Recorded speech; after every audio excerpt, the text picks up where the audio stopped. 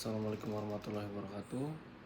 Izin Taruna tingkat 4 Dimas Bonida Pratama, Politeknik Imigrasi dan Pemasyarakatan, STB 4958, Prodi Teknik Pemasyarakatan, jurusan Ilmu Pemasyarakatan. Pada kesempatan kali ini saya akan menjelaskan tugas pengganti ujian tengah semester yang berjudul Politik Hukum dan Pemasyarakatan. Untuk mempersingkat waktu, marilah kita mulai ke pembahasannya. Yang pertama, politik. Pengertian secara etimologis berasal dari kata polis atau negara sampai kota. Secara umum, politik adalah seni dan ilmu untuk meraih kekuasaan secara konstitusional maupun non-konstitusional.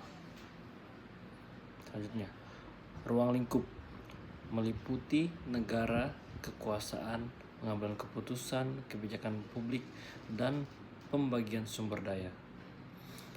Tujuannya mengatur ketertiban masyarakat serta mencapai kesejahteraan bersama melalui kebijakan yang tepat.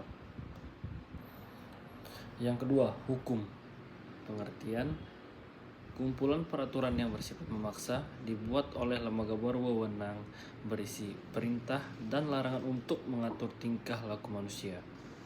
Ruang lingkup hukum publik atau pidana, tata negara, dan hukum privat yaitu perdata atau hukum dagang. Tujuannya adalah untuk mencapai keadilan, justice, kepastian hukum atau legal certainty, dan kemanfaatan utility. Yang ketiga, politik hukum.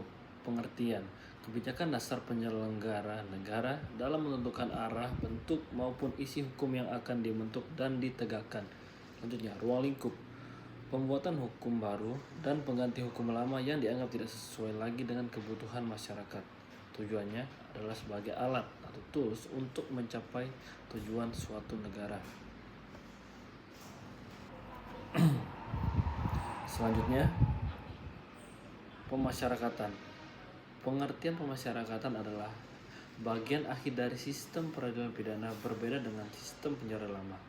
Pemasyarakatan adalah proses pembinaan narapidana agar dapat berintegrasi kembali ke masyarakat seperti sedia kala. Ruang lingkupnya pembinaan mental, kerohanian, dan kemandirian. Pembimbingan klien pemasyarakatan, dan yang terakhir pengamanan dan penegakan hukum di dalam lembaga pemasyarakatan.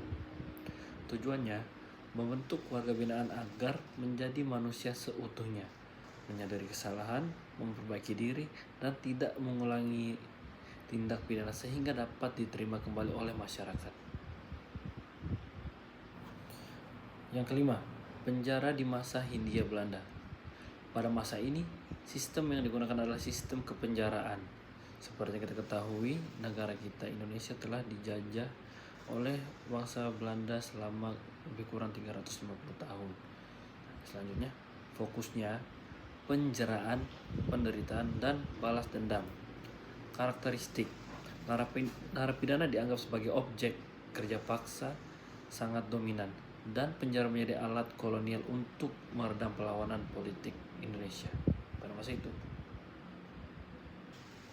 Selanjutnya, penjara masa kemerdekaan dari tahun 1945 sampai dengan tahun 1964. Setelah merdeka, Indonesia masih menggunakan Wetboek van Strafrecht, peninggalan Belanda. Meskipun sudah merdeka, semangat penjara sebagai tempat penderitaan masih terasa karena belum adanya konsep hukum nasional yang utuh untuk menggantikan warisan kolonial. Mulai muncul pemikiran dari para tokoh bangsa, yaitu seperti contohnya Pak Saharjo atau yang kita kenal sebagai Bapak Pemasyarakatan Indonesia, bahwa sistem penjara harus diubah karena tidak sesuai dengan nilai-nilai yang terkandung dalam Pancasila. Selanjutnya, revolusi pemasyarakatan. Yang pertama, Konferensi Lembang, April 1964. Ini adalah tonggak sejarah paling krusial. Dalam konferensi ini, Dr. Soeharjo Esa mencetuskan ide bahwa tujuan pidana penjara bukan lagi penjaraan melainkan rehabilitasi dan reintegrasi sosial. Istilah penjara resmi diganti menjadi lembaga pemasyarakatan atau dalam kurung lapas. Narapidana bukan lagi objek melainkan subjek yang harus dibina layaknya pohon yang sedang layu. Yang selanjutnya, politik hukum pemasyarakatan dari tahun 1964 sampai dengan tahun 1995. Selama periode ini, politik hukum difokuskan pada penguatan institusi dan metode pembinaan.